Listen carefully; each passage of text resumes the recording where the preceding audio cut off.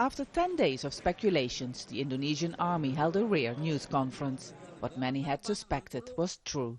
Members of the special forces called Kopassus had stormed the prison and killed 4 inmates. An act of revenge after the inmates, one of them a policeman, had allegedly killed a Kopassus soldier. The incident happened because the soldiers wanted to defend the honor of their unit. We all know that defending the honor of the Corps is the spirit of any military, but we have to admit this was not the right way.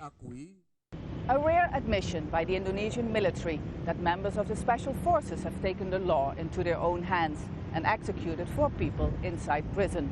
An attack that has shocked the nation, and many are worried that it shows a breakdown of the rule of law in the country. The elite force Kopassus has been accused of human rights abuses in the past. The attack on the prison is seen as an example of increasing tensions between the police and military. Last month, soldiers stormed and burned down a police station in Sumatra after police had killed a soldier. The president himself, a former general, welcomes the soldiers' confessions. These are the true soldiers, and to all Indonesians it should be clear that they are taking responsibility for their acts, and now a fair process of law has to follow. Human rights groups have counted 87 fights between police and military in the past few years. The military was stripped of its political role when Indonesia adopted democracy. But its soldiers are still based in every city and village, some competing with police for security money and money from criminal acts.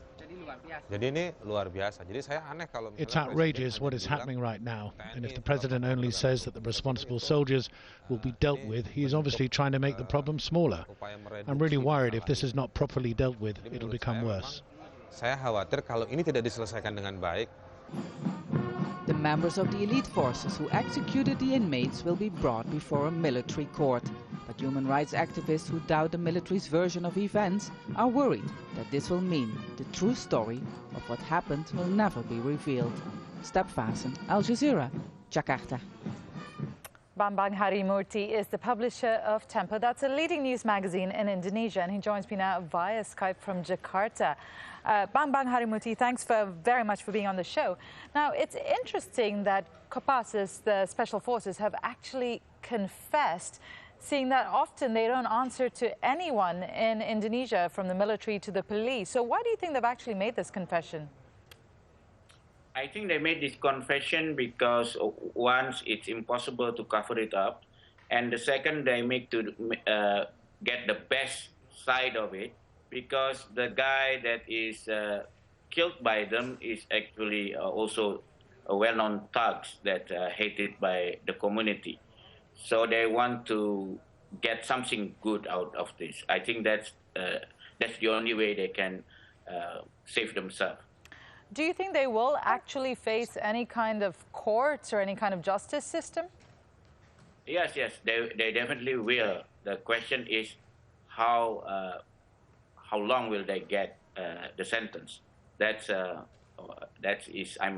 I think they are not going to get a long sentences like before. As we saw in that report earlier, what they've basically done is take the law into their own hands. Does this signify a wider issue of them, a breakdown of law and order in the country itself?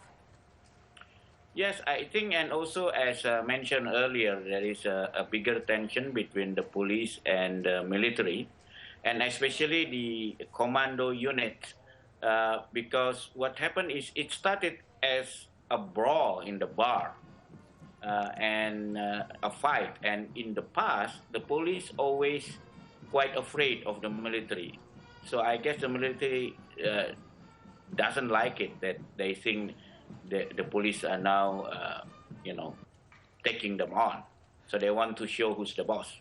Now, for years they've been since they've been around, they've been accused of human rights violations, disappearances of people. They've been linked with all kinds of issues.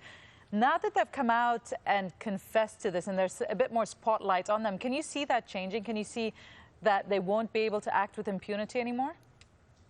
I hope so, and I think this will help. I hope really so.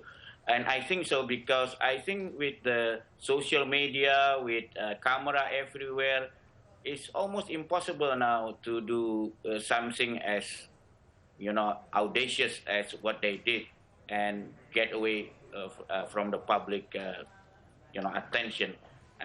This is the day of social media. It's very difficult for them to do what they've been able to do, 20 years ago.